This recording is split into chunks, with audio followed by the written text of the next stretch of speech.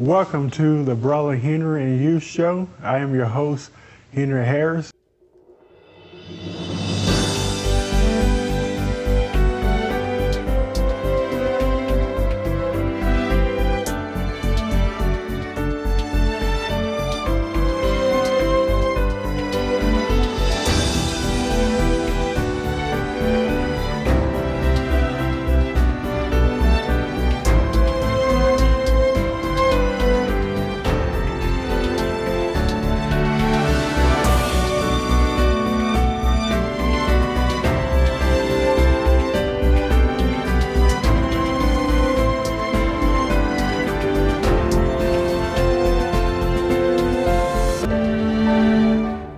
Welcome to the Brother Henry and You Show. I am your host, Henry Harris. Thank you so much from the bottom of my heart for you taking the opportunity to watch today. We have a powerful series for you for the next several weeks, and we're going to be talking about religious trauma. Have you ever been traumatized by religion, by a religious organization, or perhaps even a person? How do we deal with that? What is religious trauma? I am looking forward to unpacking so much deep information for you, and I believe that what I'm going to share over the next several weeks is really going to be impactful, insightful, and encouraging in your life. If you know anyone who have experienced religious trauma in any way, some of you may be watching and saying, well, I don't even know what religious trauma even means. Please take this opportunity right now to share this program with them. They do not need to miss it. It's almost sad that I even have to say this, but I'll just go ahead and say it, because oftentimes when you discuss certain subjects of this nature, you have people who have in the Christian community who have a automatic response, and they say, well, it sounds like Brother Henry is bitter. It sounds like he's angry. It sounds like he's attacking pastors or attacking churches. And it's sad that I even have to even say that that is not the motive. Neither is that my intentions in giving you this presentation today and over the course of the next several weeks. I'm not angry. I'm not bitter. I'm just passionate about this subject because it's something that is relevant to me. It's something that's important to me, and it's something that's happening not only here in America, but around the world. And until we deal with these issues within Christian circles, they will never be resolved. Religious trauma is something that is hardly even discussed. I mean, can you think of anyone that's really talking about it? Some are even in denial that it even happens, while some are clueless as to what religious trauma really is. So I hope these messages motivate you and empower you.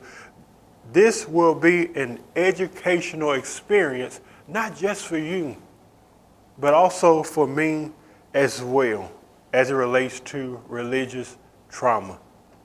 We will cover much ground, but today I kind of want to do a little foundational teaching on what religious trauma is. Let us define religious trauma. What is that exactly?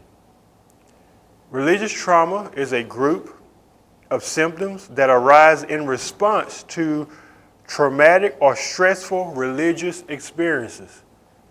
Have you had a traumatic, stressful religious experience with someone, with an institution, with a church?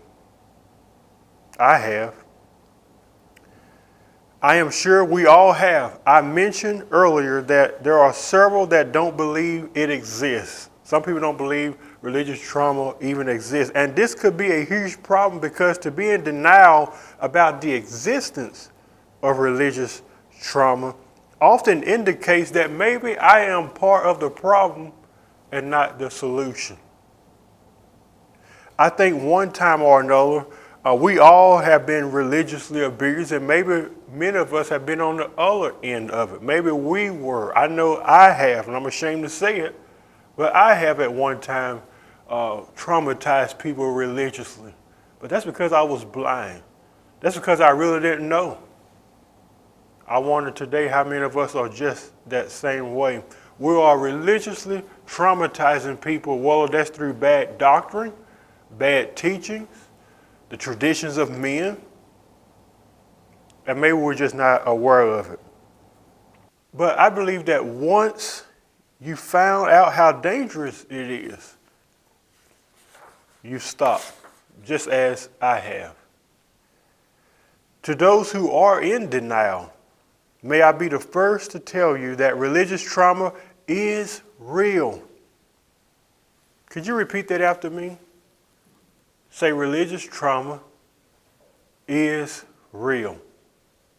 There's nothing phony about it. There's nothing fake about it. It is the real deal. And it is something that is not only real, but it is pervasive, leaving many people hurt, damaged, and paralyzed with guilt, condemnation, and shame.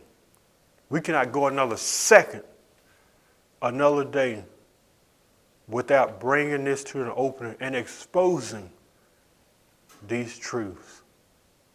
Religious trauma is also a form of psychological abuse. I believe this is the worst because it damages the mind, and as a result of religious trauma, it can leave you suffering or struggling with upsetting emotions, memories, and anxiety that oftentimes don't go away. Any traumatic event one may encounter causes damage. It takes a long time to recover, especially from religious abuse. If you have been abused and traumatized religiously, it's not an overnight thing. You don't experience it one day, and then the next day, oh, I'm well now, I'm whole. It doesn't quite happen that way, my friend, because religious trauma paralyzes the soul of man, paralyzes your spirit. It affects your psyche, your psychological mind. It damages it, it destroys it. It takes time to heal in those areas. This is a violation. And never allow anyone to use their theology, their way of believing, or message to bring you under condemnation. It's happening. People do it all the time. You hear a message, and because you are so familiar with trauma religiously, you shout, amen. Preach on, preacher. And don't realize that they're adding to your trauma. Some of you have even went as far as to normalize it, and don't realize that they're giving you a dose of condemnation that was never meant for you. And I totally understand for many religious people, their faith and spirituality is the foundational bedrock of their lives. Some are very outspoken and passionate about it. And granted, you should be. But when you use your spirituality, when you use what you believe and how you believe, when you use your theology or your religion as a platform to hurt others, it's not right, and it causes pain, and it leaves people with scars. If you are confident in what and how you believe, you don't have to be forceful with your presentation. You don't have to be forceful with your message. As they say, let the chips fall where they may. It will resonate with the people that it will resonate with. And maybe those it doesn't resonate with, you still don't have a right to be forceful with your message. That's also religious trauma. One thing that I've learned today, my friend, is that confident people who may do religious practices are mature. they certainly don't cause harm with their presentation. So when people hurt people spiritually and religiously, it shows me their maturity level. When you get mad when somebody don't see things the way you see it, it shows me your spiritual maturity level. When you think that you're the only one that has a handle of the truth and no one else doesn't, it shows me your maturity level. And it shows me also that you're not confident in what you believe. And oftentimes I even say, I am not even sure if you even believe what you believe. How many people have lost interest in God based off of bad religious practices or experience they had with someone? Several. If you are creating religious trauma in someone's life, you must own it and realize what you did and be willing to make it right. You remember what I said earlier? That I think that I was on the other, I have experienced religious trauma before, but I've also did it before too, but I've made it right.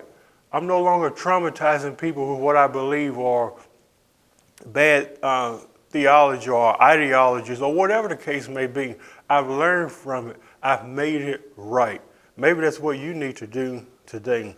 I totally understand that pride plays a huge factor in getting the religious abuser to admit when he or she was wrong. How often have you heard someone do that before? You know what? I was wrong. How I treated that brother, I was wrong. I should have never forced myself on that person religiously or my beliefs or where I am with God. Because I firmly believe that we're all different. We're all unique in our own way. And it also means that the way I may worship God, you may not worship that way. What I may believe, you may not believe. That is okay as long as you're not traumatizing people and hurting people. Pride sometimes interferes with our ability to be honest and aware of religious trauma. Some people don't want to be aware of it, more or less even talk about it. Many are hurting people every day, whether by means of scripture, religious practices, etc., and don't think they are causing harm, but they are. Pride says, no, I'm not religiously abusive. I am just speaking the truth. How many times you've heard people say that? I'm not religiously abusive. I'm not traumatizing anyone. I'm sorry you see it that way, but I'm just speaking the truth. My question would be, what truth? What truth? Under any circumstances, we should never create religious trauma in someone's life. And not under any circumstances, you should tolerate it. Religion should never lead to trauma. But sadly, religiosity has weaponized scriptures and religion to very deep damage on the psyche. Many of you are like, well, what is a psyche, Brother Henry? The psyche simply means your inner self, your mind, your soul, your spirit. When you are traumatized by religiosity, that's the main thing that's attacked. Your psyche, your mind, your will, your soul, your mind, and your spirit, your inner self. And you have to protect that. When many think of church or religion, etc., we think of a place of transformation or healing. Some people even say, oh, a hospital. But for some people who have experienced religious trauma, they oftentimes, it's nothing more than just abuse. Not all, just some. Something has to change today, people. This type of hurt leaves people feeling sick, depressed, and paranoid. I am grateful for the religious community and with its challenges that they may have presented. It brought me to a place to where I am at today. As many of you know, I was raised in church. I love the church. I love the Bible. I love God. But I cannot side with any church, pastor, ministry that is traumatizing people. While I have much respect for the religious community, I couldn't ignore the constant abuse I see unfolding, and it's still happening today. Surely we can't pretend like it doesn't exist, right? Or as they say, just sweep it under the rug. I want you to be able to recognize spiritual trauma when you see it, but not only just seeing it, but actually doing something about it. Well, how do I know I have religious trauma? I'm going to give you 7 reasons how you'll know. Number 1, depression, anxiety, mental health concerns. Number 2, a sense of isolation. Number 3, feelings of guilt. Sometimes people who feel condemned and guilty all the time, they're suffering from religious trauma that somebody had put on them. Number 4, lack of self-esteem. Number 5, detachment. Number 6, feeling less than. You'll never be good enough. You'll never do anything right.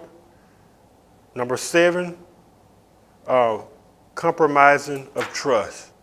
Keep in mind that you may experience religious trauma for years before you even recognize the effects that it may put on you mentally. That's exactly what happened to me. I didn't even realize it till later, what I was suffering from. This process can be frustrating, but what has helped me heal from being wounded from religious trauma is reaching out, talking to someone, a safe place. There are so many just like you that's suffering from this, and they can help you unpack some of the uncomfortable emotions and pain that you may have. And sometimes that just simply means sitting down with someone, talking to someone. Hey, I'm struggling. I've been traumatized by religion. I've been traumatized by a church or hurt by someone in the church. Seek help and be open. And if you're not comfortable going to someone, consult with a therapist. Now, join me next week. We're going to go into part 2. We're going to continue the series, and we're going to talk about leaving the religious establishment. And that's going to be really good. I'll see you next week for part 2.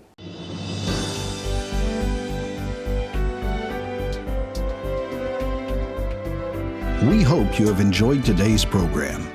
We want to connect with you. Visit us at facebook.com/The Brother Henry and You Show, or visit us on our YouTube channel at youtube.com/Henry Harris 100.